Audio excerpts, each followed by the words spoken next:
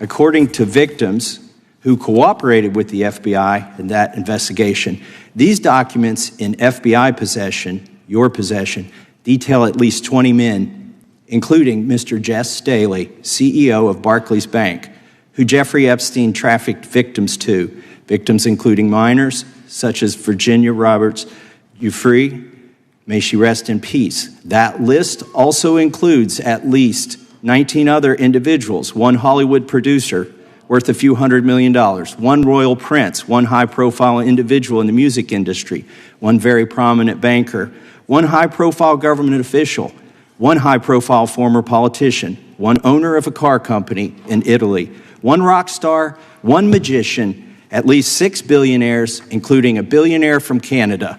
Congressman finally cornered the FBI director on the Jeffrey Epstein cover-up. Watch as he presents undeniable evidence that the FBI is sitting on a list of at least 20 powerful men, including billionaires, royals, and politicians named by Epstein's victims. The director's evasive answers and shocking admissions will leave you speechless. We break down the entire confrontation. Gentleman, back. Mr. Chairman, I have a unanimous consent request. Gentleman's recognized. So I've got 4 documents I'd like to introduce into the record. The first one is Jeffrey Epstein's 6 story played out for years in plain sight. And Acosta is quoted in here saying, "I was told Epstein belonged to intelligence and to leave it alone." The second document is entitled, "What Epstein's Bodyguard Warned About His CIA Connections." The third document is from Fox Digital. It's titled, "Epstein's Private Calendar Reveals Planned Meetings with Obama Admin Official CIA Chief." And the last document is Wall Street Journal article that highlights Ehud Barak's 36 meetings with Jeffrey Epstein. He was the former Prime Minister of Israel and head of military intelligence for Israel. It may have held that title when he met Epstein, and then yes. Without objection, the gentleman will hold for a second. The gentleman from Maryland is recognized. Thank you, Mr. Chairman. Just one UC request. This is Judge Engelmeyer's decision from August in U.S. versus Epstein, stating the government's 100,000 pages of Epstein files dwarfs the 70-odd pages of Epstein grand jury materials. Without objection, the gentleman from Kentucky is recognized for 5 minutes. Thank you, Mr. Chairman. Director Patel, I watched some of your Senate hearing yesterday when Senator Kennedy asked you, you've seen most of the files, who, if anyone, did Epstein traffic these women to besides himself? You replied, according to the transcript, there is no credible information that he trafficked them to anyone else. You also said somewhere in the hearing and here today that the problem is that the case files are constrained by limited search warrants from 2006 to 2007 and that the non-prosecution agreement hamstrung future investigations. Those constraints only apply to the Southern District of Florida. They do not apply to the Southern District of New York, the location of the 2019 sex trafficking indictment, which produced many things, including a series of FD 302 documents.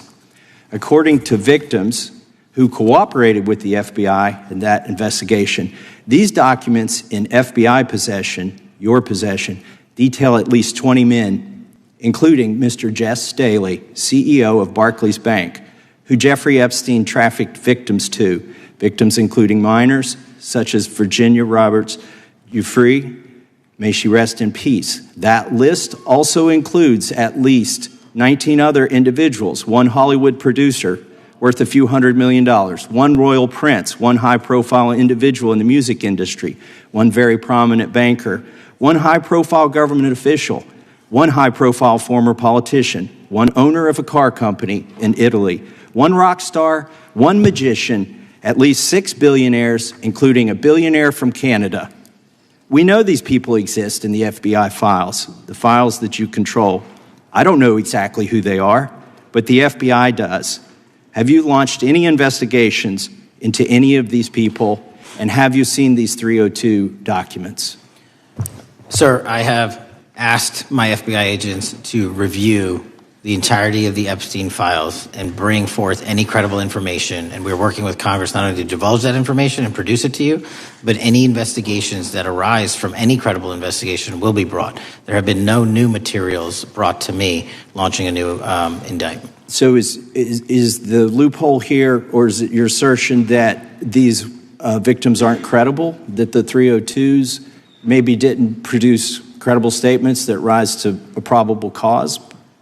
It's not my assertion, sir. It's the assertion of two different United States attorneys' offices from three separate administrations who investigated those same materials in lifetime. Are the 302 documents in the FBI's possession?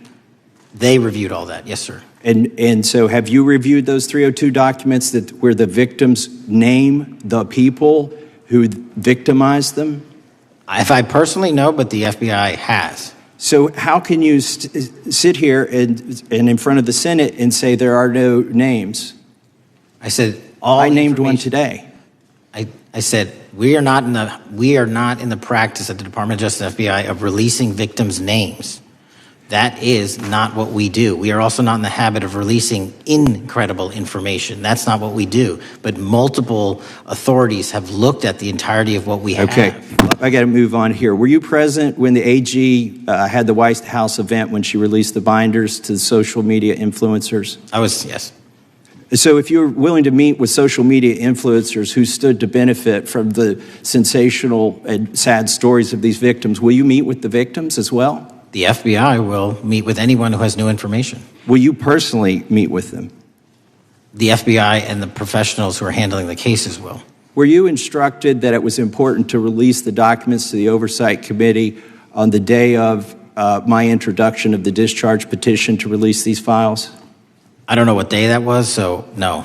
Well, they were released that day, and there were victims' names who weren't redacted because they were in such a rush, and the victims are not happy about that.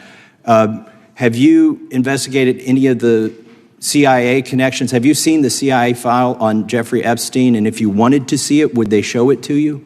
Well, I can speak for the FBI, and that's presuming there's a CIA case file. And I've reviewed everything that the interagency, not I, the FBI, that was provided to us.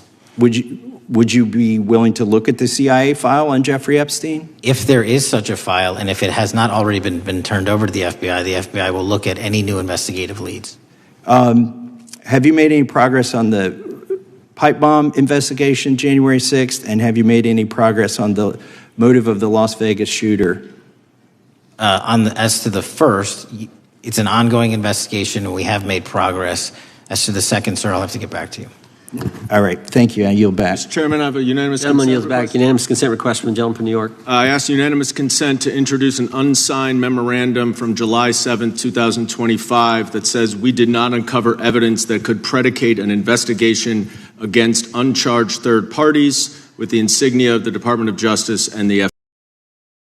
What we just witnessed was a stunning admission from the FBI director. The congressman presented irrefutable evidence that the FBI possesses documents naming at least 20 of Epstein's high-profile clients, including a royal prince, billionaires, and top government officials. Yet the director admitted under oath that he hasn't launched any new investigations. He claims previous administrations already reviewed these files. He refuses to release the names, calling the information incredible. This is a total cover-up. While the FBI rushed to release unredated documents to social media influencers, they're protecting powerful predators from justice. The congressman exposed the FBI's two-tiered justice system, one for ordinary citizens and another for the connected elite.